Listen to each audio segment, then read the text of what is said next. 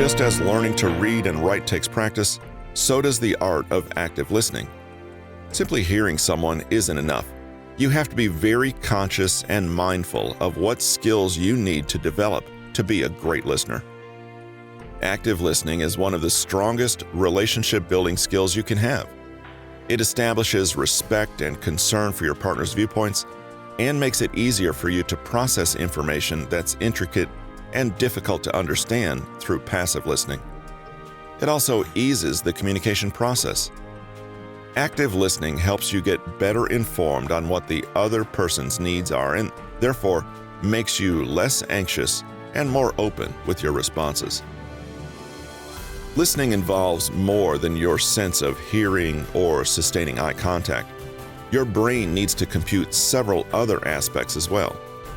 In addition to understanding the speaker, you need to take other invisible factors into account: what their intentions might be, the context of the conversation, and even nonverbal signals and variations that you can't transcribe.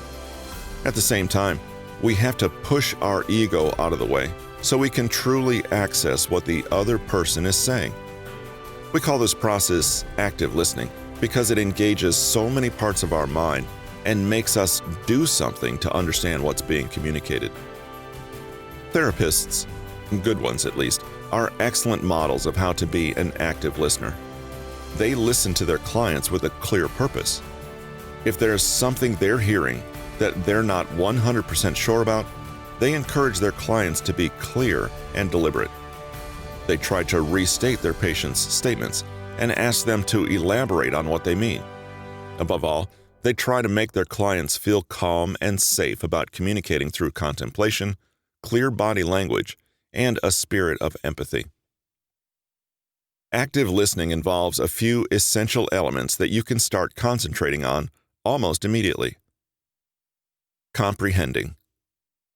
The first step in active listening is, of course, understanding what the other person is saying in the first place. If the person who's talking to us is speaking the same language as we normally do, this process is fairly automatic, but there are other potential blocks. For example, if the person uses a lot of jargon or slang that we don't know, or if there are differences in generation, social standing, or culture that we just don't know enough about. A great thing to ask if we're not understanding what someone's saying is, "Can you explain it to me as if I were 5 years old?" A 5-year-old kid knows enough words to hold a conversation, but needs to have relatively complex situations described to them in a very patient, deliberate way, using the words that they already know. Especially if you think the other person fears appearing condescending or patronizing to you, asking them to describe something as if you were, let's say, far younger than your actual age, we can make them feel a little more at ease. Other statements asking for help comprehending include the following: "What happened?" "Tell me your story." "What do you mean?" "Tell me more." Retaining. More than just remembering what you just heard, retaining information is understanding what the speaker is trying to say so we can give back a suitable reply. Retaining isn't quite as simple as accurate recall. When we're listening to someone, we tend to retain only the details that strike us more personally or in ways that we're most used to retaining information. For example, if someone's telling us about a date they went on, we might be the kind that remembers the physical details of the event, what restaurant they went to, what movie they saw, what they were wearing. Or we might recall some more general narrative about the date as a whole, what personality the other person had, what the date felt like, how it compared to other dates in the past. We're also inclined to retain data that would be more likely to elicit a response from us. In conversation, we generally look for openings for us to say something to get our 2 cents in. This is normal, but it's not entirely conducive to active listening.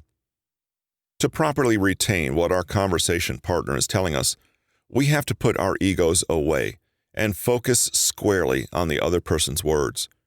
We can't act like we know the next thing they're going to say. We have to let them say it to complete their thoughts.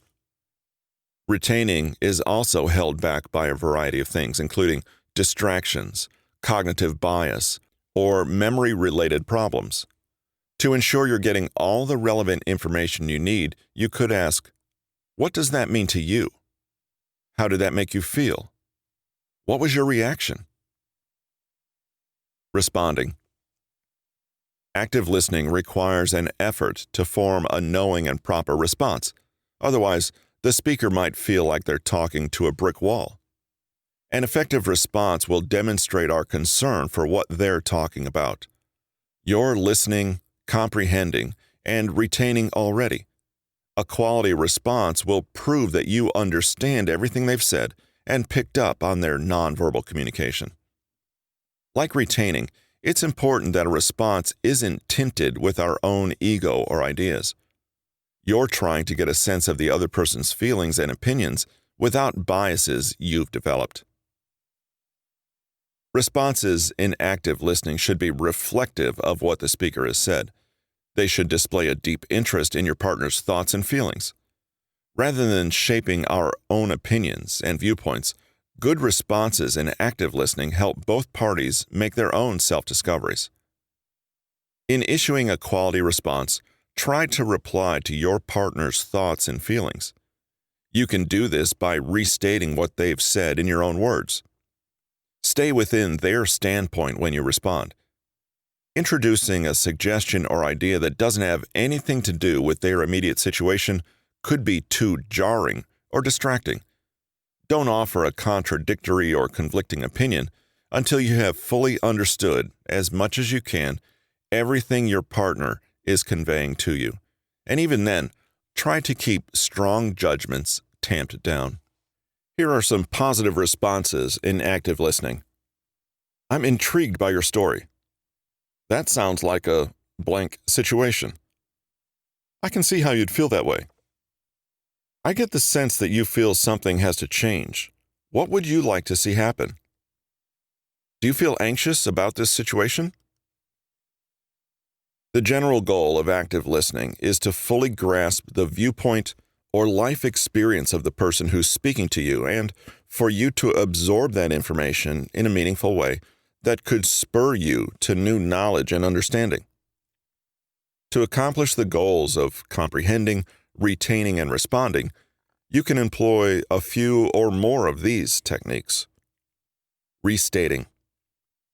Paraphrasing your partner's sentiments in your own words is an exceptional way to facilitate your comprehension.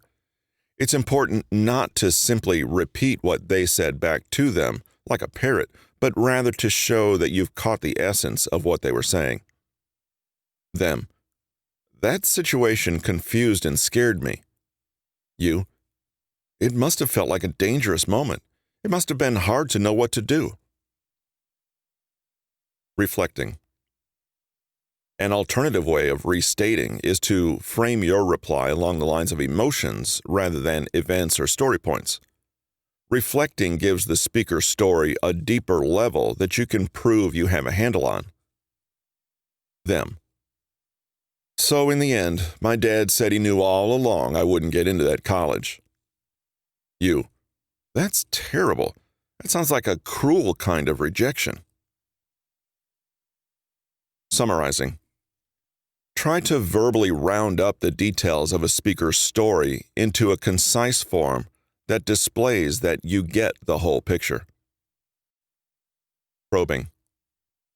Without sounding like an invasive interrogator, try to ask leading questions that will elicit a deeper level of understanding and meaning from the person you're speaking with. Most people enjoy being asked questions that are well-formed and not too presumptuous. Not sermonizing, giving unsolicited advice, or glibly reassuring. Nobody likes to be put on a level secondary to someone else, and in communication, such a feeling might make the speaker feel like shutting down further discussion. Asking leading and open-ended questions. To show that you're invested in your partner's well-being, ask some non-binary questions about their experience. These questions show that you're ready to get input and that you're interested in more than just the data or facts of a certain situation. Active listening takes a lot of patient work and practice and can even be challenging for people who are good at it, but it pays off in creating an atmosphere of true comprehension, easier information flow, and increased respect for all parties. It's communication at its highest.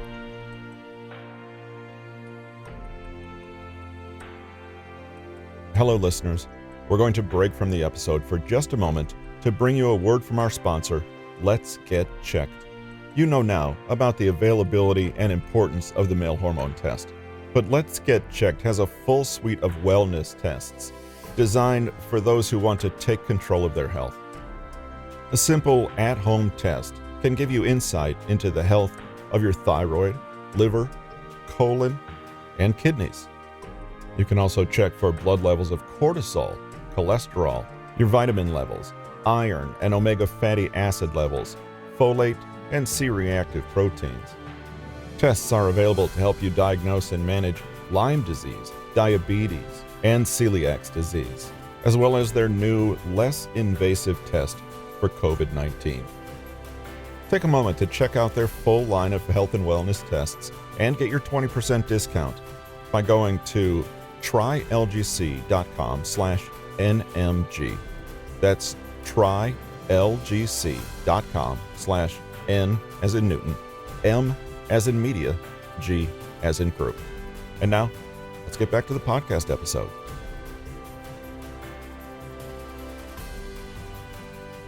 Validate me. Validation is the verbal affirmation and acceptance of the emotions and viewpoints of someone we're communicating with. For our purposes, it's truly an extension of deep listening and being mindful of both the conversation and the meta-conversation that is occurring in front of us. Normal listening takes care of the conscious conversation level, but validation satisfies an emotional need, the meta-conversation, that is presented anytime anyone opens their mouth. At first glance, validation might seem like a fairly simple concept of nodding and saying yes when people want you to. But even though it sounds relatively uncomplicated, there are right and wrong ways to validate. Validation is one of the more powerful give and take practices of communication because it establishes respect between two people, old friend or stranger. Shutting down someone's feelings, even if they're repellent to us, effectively closes those floodgates off and isolates both sides of the exchange, putting the relationship at risk. Genuine validation, on the other hand, helps everybody in the communication process score a win. The receiver gets a confirmation of their humanity, but the giver also enriches their own stature and enhances their self-worth. Generosity, trust, and eagerness to confide emerge, and communication rarely goes wrong when all those elements are working. Studies summarized in a 2010 article from the University of Rochester highlighted the positive and subtle effects the act of validation has in a successful relationship. It's not just a way of paying attention to people or showing respect for people's wishes. That's the lowest hanging fruit that needs to be picked. But true validation goes far deeper in making people feel embraced and heard. In one study, a selection of participants was instructed to concentrate on the best experience they'd had in the previous 3 years. Then, they were matched with another person and encouraged to tell them about that experience.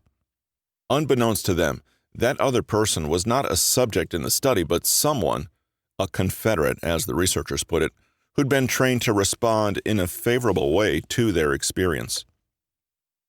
Other participants in the study were matched with confederates under the pretense that they too were just participants in the study.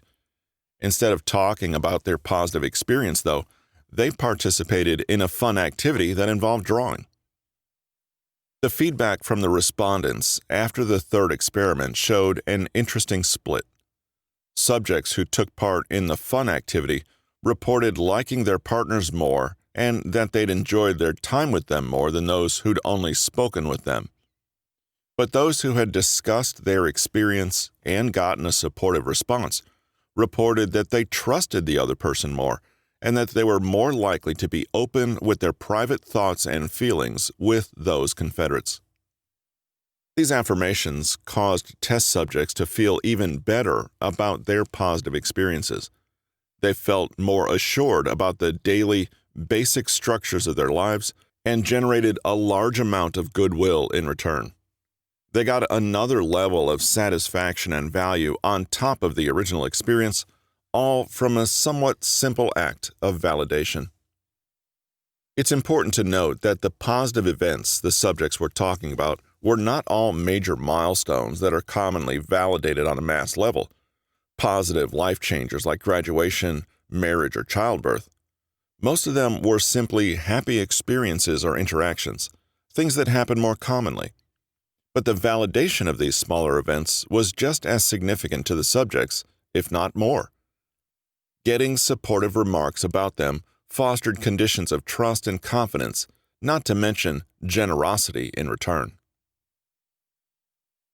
Validation basics. Any verbal interaction looks simple on paper, but sometimes we can get tripped up on execution. Validation is no different. There are components one must include to make it felt.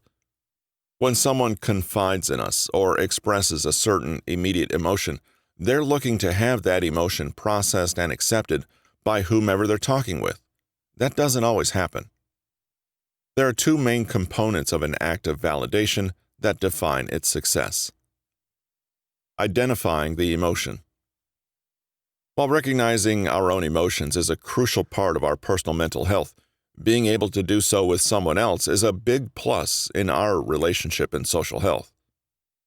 Being able to verbalize our interpretation of our partner's emotions before they have to come right out and say, "I'm angry" or "I'm sad," opens the door to a positive validation. It shows that we're keyed in on what they're communicating, that we're really listening and not just hearing. Justifying the emotion. Once we've identified what our communication partner is feeling, the next step is proclaiming it as a proper, or at least very understandable, emotional reaction. Why, if I was in your shoes, I'd feel the same way too. This establishes a sense of commonality, that our partner's sentiments are exactly what rational people would feel under the circumstances. It communicates that you're feeling the same emotion they are and emphasizes that the way they feel and think is justified. Justifying your partner's feelings is a much more important component than instantly offering advice on what to do. They want to feel that you empathize with their plight first, before hearing what corrective measures they should take. Even well-intentioned or accurate advice would simply infer that they've been doing something wrong or that their emotional status is primarily their fault. Before giving advice, we need to connect with them on a sympathetic, emotional level. That will make working through a solution much easier and more supportive later. Oftentimes, the act of validation, not advice, is really what people are seeking in an interaction. This tells us emotional support is more important than having a to-do list to fix someone's circumstances or feelings. Instead, feeling better about something is far more important than knowing what to do about it. Even if you know what must be done and think someone is idiotic for engaging in self-defeating behaviors, think of it this way: they can't understand it unless they hear themselves say it. So you must humor them and engage in a certain degree of their drama to successfully validate and get them to their end goals of emotional support and perhaps even a solution. This has been Improve Your People Skills: How to Connect with Anyone, Communicate Effectively, Develop Deep Relationships, and Become a People Person. Written by Patrick King, narrated by Russell Newton. Copyright 2019 by Patrick King. Production copyright by Patrick King. Hello listeners, this is Russell with Newton Media Group, and on behalf of myself and Patrick King, we'd like to thank you for the time you've given to the podcast and hope that you've found it useful in your daily life. We value your time, which is why our episodes begin immediately with the content. But we also highly value your opinion and would greatly appreciate if you would leave us a rating and a review in your podcast provider. Also, don't forget, if you'd like a copy of the free mini book on conversation tactics, take a moment and visit patrickkingconsulting.com to request your free copy.